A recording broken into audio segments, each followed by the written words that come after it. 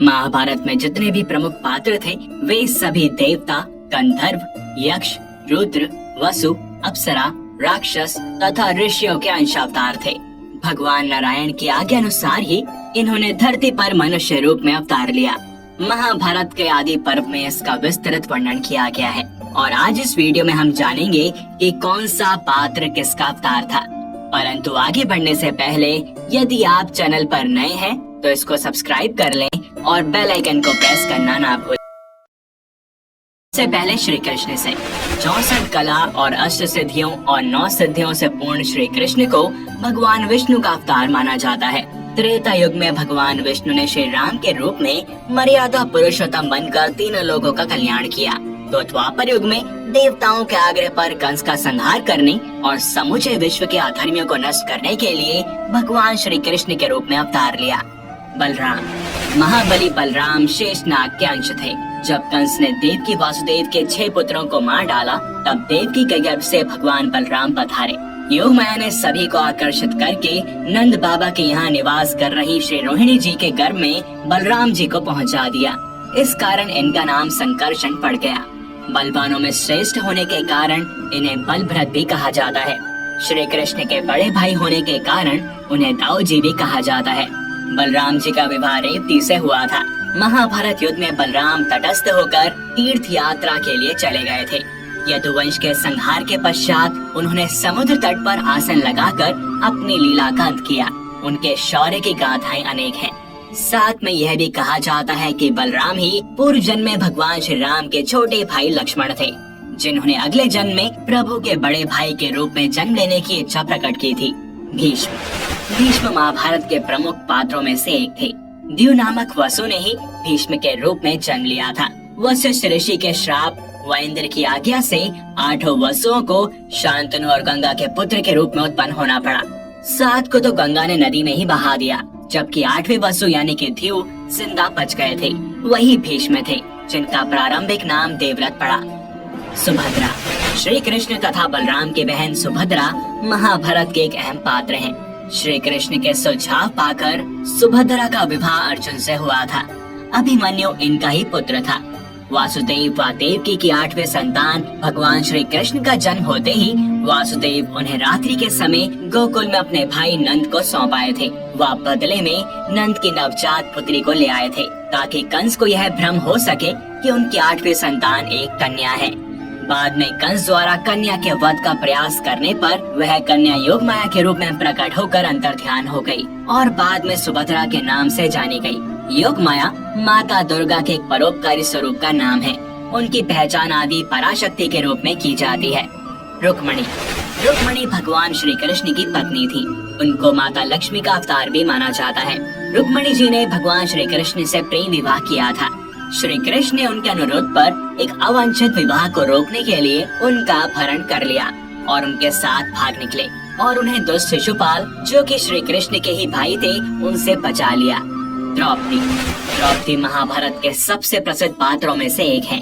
इस महाकाव्य के अनुसार द्रौपदी पंचाल देश के राजा द्रुपद की पुत्री थी। द्रौपदी 5 कन्याओं में एक थी, जिन्हें चिरकुमारी कहा जाता था। कृष्णेयी, यज्ञसेनी, महाभारती, सैरंद्री, पांचाली, अग्निसुता आदि अन्य नामों से भी वे विख्यात थी। महाभारत के आदि पर्व में द्रौपदी के जन्म की कथा में व्यास जी द्रौपदी के पिछले जन्म की कहानी सुनाते हैं। वे कहते हैं कि यह अपने पूर्व जन्म में एक ऋषि कन्या थी। अपने कर्मों के फल स्वरूप इसे कोई अपनी पत्नी के रूप में स्वीकार नहीं कर पा रहा था। तब इन्होंने महादेव की घोर तपस्या की। तपस्या से प्रसन्न होकर महादेव ने कहा, तुम मुँह मांगा वर मांग सकती हो। तब उस कन्या ने कहा, मैं सर्वगुण युक्त पति चाहती हूँ, और यह प्रार्थना उसने 5 बार की थी। तब भगवान शंकर ने कहा, तुझे 5 भारतवंशी पति प्राप्त होंगे। इस पर वह कन्या बोली, मैं तो आपकी कृपा से एक ही पति चाहती हूँ। तब महादेव ने कहा कि हे देवी, आपने पति प्राप्ति हेतु मुझसे 5 बार प्रार्थना की है। मेरी बात अन्यथा नहीं हो सकती।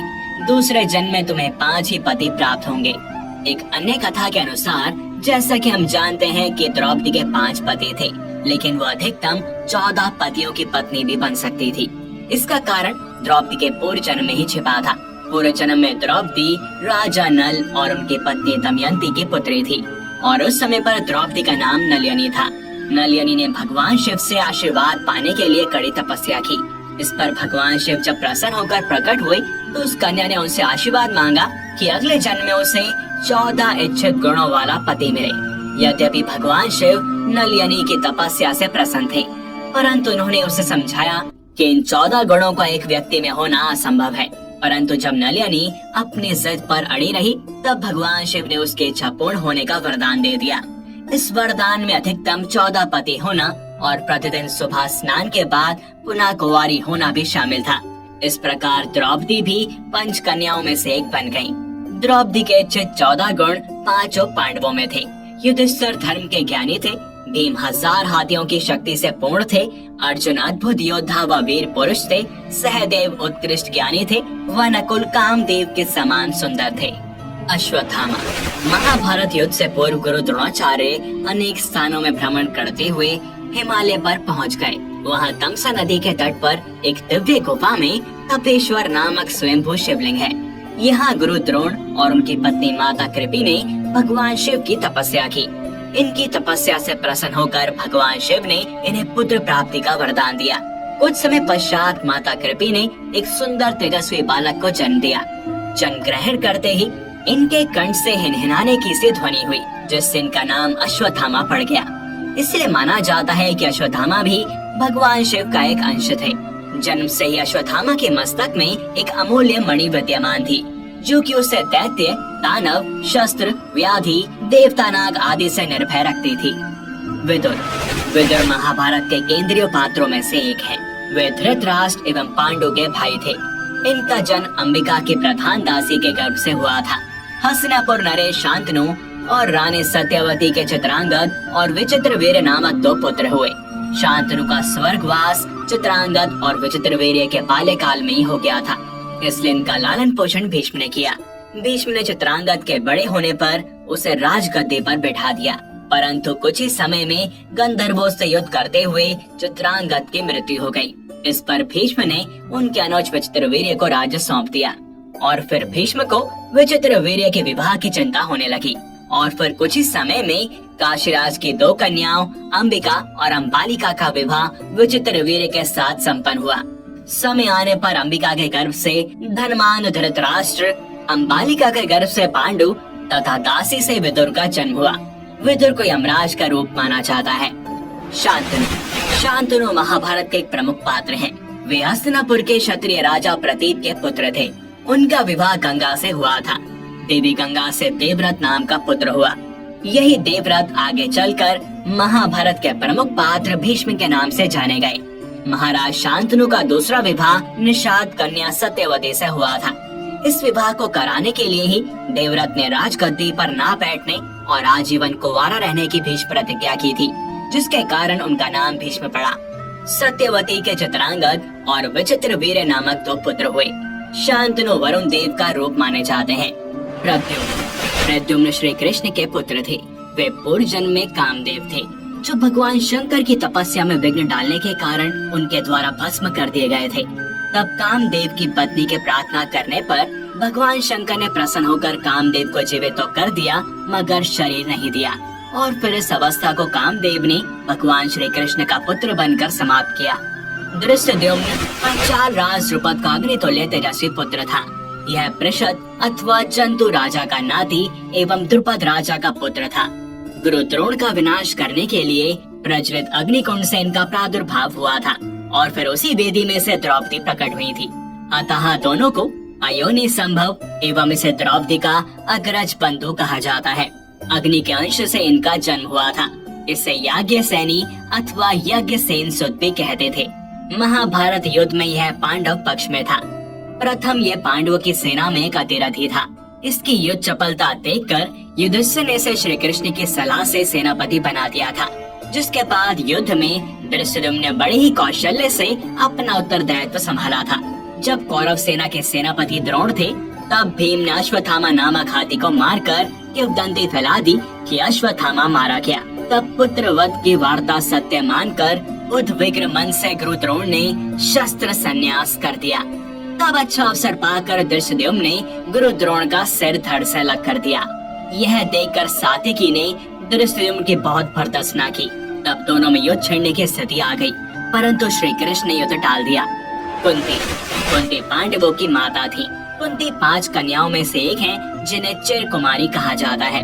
कुंती यदुवंशी राजा शूरसेन की पुत्री, वासुदेव और सुतसुबा की बड़ी बहन और भगवान श्री कृष्ण की बुआ थी। नागवंशी महाराज कुंती भोज ने कुंती को गोद लिया था। यह हस्तिनापुर के नरेश महाराज पांडु की पहली पत्नी थी। कुंती का नाम प्रथा भी था। कुंती को महर्षि दुर्वासा ने एक वरदान दिया था, जिसमें कुंती किसी भी देवता का आह्वान कर उन देवताओं से संतान प्राप्त कर सकती थी। पांडु एवं कुंती ने इस वरदान का प्रयोग कर 5 पांडवों को प्राप्त किया। साथ ही कुंती ने विवाह से पूर्व सूर्यदेव के अंश कर्ण को भी प्राप्त किया था। कुंती सिद्धि का एक रूप थी। पंचतंत्र में कोई असामान्य कौशल या क्षमता अर्जित करने को ही सिद्धि कहा गया है। अर्जुन इनके धर्मपिता पांडु थे, परंतु असल में वे इंद्र कुंती के पुत्र थे। देवराज इंद्र ने अर्जुन को बचाने के लिए कर्ण से उनके कवच कुंडल दान में मांग लिए थे। भीम को पवन पुत्र कहा जाता है। बजरंग बली भी पवन पुत्र ही थे। कहते हैं कि भीम में 10,000 हाथियों का बल था। भीम ने बलराम से गदा युद्ध सीखा था और उन्होंने ही दुर्योधन और दुशासन सहित गांधारी के सभी 100 पुत्रों को मारा था। द्रौपदी के अलावा भीम की पत्नी का नाम हिडिंबा था, जिससे भीम का परम वीर पुत्र घटोत्कच उत्पन्न हुआ था। घटोत्कच ने ही इंद्र द्वारा कर्ण को दी गई अमोघ शक्ति को अपने ऊपर चलवाकर अर्जुन के प्राणों की रक्षा की थी। युधिष्ठिर धनराज और कुंती के पुत्र थे। युधिष्ठिर के धर्मपिता पांडु थे और वे 5 पांडवों में सबसे बड़े थे। वे सत्यवादिता एवं धार्मिक आचरण के लिए विख्यात थे। अनेक धर्म संबंधी प्रश्न एवं उनके उत्तर युधिष्ठिर के मुख से महाभारत में कहलाए गए हैं। उनके पिता धर्मराज ने यक्ष बनकर सरोवर पर उनकी परीक्षा भी ली थी। द्रौपदी के अतिरिक्त उनकी देविका नामक एक और पत्नी थी। द्रौपदी से प्रतिविंध्य और देविका से धौधैर्य नामक उनके 2 पुत्र थे। ये 7 शरीर स्वर्गरोहण कर पाए थे। नकुल व सहदेव ये 33 कोटि देवताओं में से 2 अश्विनी कुमारों के अंश से उत्पन्न हुए थे। ये 2 अश्विनी कुमार थे नासत्य और दस्त्र। सहदेव त्रिकालदर्शी थे। उन्होंने महाभारत युद्ध के होने और इसके परिणाम की घटनाओं को पहले ही जान लिया था, परंतु श्री कृष्ण ने उन्हें इसके बारे में किसी को भी बताने से इनकार किया था। कर्ण देवताओं में सबसे प्रमुख सूर्यदेव के पुत्र थे। कर्ण भगवान सूर्य के अंश अवतार थे। कर्ण के बारे में सभी जानते हैं कि वे सूर्य कुंती के पुत्र थे। उनके पालक माता पिता का नाम अधिरथ और राधा था। उनके गुरु परशुराम और मित्र दुर्योधन थे। हस्तिनापुर में ही कर्ण का लालन पालन हुआ था। उन्होंने अंग देश के राज सिंहासन का भार संभाला था। जरासंध को हराने के कारण उनको चंपा नगरी का राजा भी बनाया गया था। दुर्योधन कलयुग तथा उसके 100 भाई कुल सत्य वंश के राक्षस के अंश थे। दुर्योधन हस्तिनापुर के महाराज धृतराष्ट्र और गांधारी के 100 पुत्रों में सबसे बड़े थे। वेद व्यास जी के वरदान से ही गांधारी के 100 पुत्रों का जन्म हुआ था। दुर्योधन के दुराचार के कारण ही कौरव और पांडवों में युद्ध आरंभ हुआ। दुर्योधन गदा युद्ध में पारंगत था और श्री कृष्ण के बड़े भाई बलराम का शिष्य था। दुर्योधन ने कर्ण को अपना मित्र बनाया था। गांधारी द्वारा देखे जाने से इसका शरीर वज्र के समान हो गया था, परंतु श्री कृष्ण की लीला के कारण उसके गुप्तांग का स्थान कठोर नहीं हो पाया, जिसके चलते महाभारत युद्ध में भीम ने दुर्योधन को उसके जंघा से पकड़कर उसको 2 फाड़ कर दिया और इस तरह दुर्योधन मारा गया। शिशुपाल महाभारत कालीन चेदी राज्य का स्वामी था। युधिष्ठिर ने जब राजसूय यज्ञ की तैयारी की, तब सभी प्रमुख राजाओं को यज्ञ में आने का निमंत्रण दिया गया, जिसमें चेदिराज शिशुपाल भी गया था। वहाँ पर देव पूजा के समय श्री कृष्ण का सम्मान देखकर यह जल गया और उनको गालियाँ देने लगा। उसके इन कटु वचनों की निंदा करते हुए श्री कृष्ण के अनेक भक्त सभा छोड़कर चले गए, क्योंकि वे श्री कृष्ण की निंदा नहीं सुन सकते थे। अर्जुन और भीमसेन अनेक राजाओं के साथ उसे मारने के लिए उद्यत हो गए थे, किंतु श्री कृष्ण ने उन सभी को रोक दिया। और जब शिशुपाल श्री कृष्ण को 100 बार गाली दे चुका था, तब श्री कृष्ण ने गरज कर कहा, बस शिशुपाल, अब मेरे विषय में तेरे मुख से एक भी अपशब्द निकला तो तेरे प्राण नहीं बचेंगे। मैंने तेरे 100 शब्दों को क्षमा करने की प्रतिज्ञा की थी, इसलिए अब तक तेरे प्राण बचे रहे। श्री कृष्ण के इन वचनों को सुनकर सभा में उपस्थित शिशुपाल के सारे समर्थक भय से थर्रा गए, किंतु शिशुपाल का विनाश समीप था। अतः उसने काल के वश में होकर अपनी तलवार निकालते हुए श्री कृष्ण को फिर से गाली दी। शिशुपाल के मुख से अपशब्द निकलते ही श्री कृष्ण ने अपना सुदर्शन चक्र चला दिया और पलक झपकते शिशुपाल का सिर कटकर गिर गया। दरअसल शिशुपाल जय और विजय का अवतार था। जय और विजय दोनों भाई थे और भगवान विष्णु के द्वारपाल हैं और इनके मूर्खता के कारण इनको श्राप मिला था। एक बार सनक, सनंदन, सनातन और सनत कुमार, जो कि सनकादिक ऋषि कहलाते हैं और देवताओं के पूर्वज माने जाते हैं, ये संपूर्ण लोकों से विरक्त होकर चित्त की शांति के लिए भगवान विष्णु के दर्शन हेतु उनके बैकुंठ लोक गए थे। बैकुंठ के द्वार पर जय और विजय नाम के 2 द्वारपाल पहरा दिया करते थे। जय और विजय ने इन सनकादिक ऋषियों को द्वार पर ही रोक लिया और बैकुंठ लोक के भीतर जाने से मना करने लगे। उनके इस प्रकार रोके जाने पर सनकादिक ऋषि क्रोधित हो गए और उन्होंने क्रोध में आकर कहा, भगवान विष्णु के समीप रहने के बाद भी तुम लोगों में अहंकार आ गया है और अहंकारी का वास बैकुंठ में नहीं हो सकता। इसलिए हम तुम्हें श्राप देते हैं कि तुम पाप योनि में जाओ और अपने पाप का फल भुगतो। जिसके बाद इन दोनों का जन्म शिशुपाल के रूप में हुआ था। शकुनी, ये तो सभी जानते हैं कि शकुनी गांधार साम्राज्य का राजा था। दुर्योधन की कुटिल नीतियों के पीछे शकुनी का हाथ माना जाता है और वह कुरुक्षेत्र के युद्ध के लिए दोषियों में प्रमुख माना जाता है। उसने कई बार पांडवों के साथ छल किया और अपने भांजे दुर्योधन को पांडवों के प्रति कुटिल चालें चलने के लिए उकसाया। परंतु ये बहुत कम लोग जानते हैं कि शकुनी स्वयं द्वापर का रूप है। द्वापर युग में केवल अंधकार था और शकुनी ने केवल अंधकार ही फैलाया था। हनुमान जी के बारे में तो सभी को पता है, परंतु बहुत कम लोग जानते हैं कि हनुमान जी महाभारत का भी हिस्सा थे। वे ध्वज के रूप में अर्जुन के रथ पर विराजमान थे और यह भी एक महत्वपूर्ण कारण था जिस वजह से अर्जुन युद्ध में विजयी हो पाए। ये तो सभी जानते हैं कि हनुमान जी भगवान शिव का अंश थे और साथ में इन्हें पवन देव का पुत्र भी कहा जाता है। हमने इस वीडियो में जाना कि महाभारत के पात्र किसका रूप थे। आपको इनके विषय में जानकर कैसा लगा हमें कमेंट सेक्शन में अवश्य बताएं। और अगर आपको यह वीडियो पसंद आई हो तो इसे लाइक करें व अन्य भक्तों के साथ शेयर करें। साथ ही हमारा समर्थन करें चैनल को सब्सक्राइब और बेल आइकन को प्रेस करके। मिलते हैं आपसे अगली वीडियो में।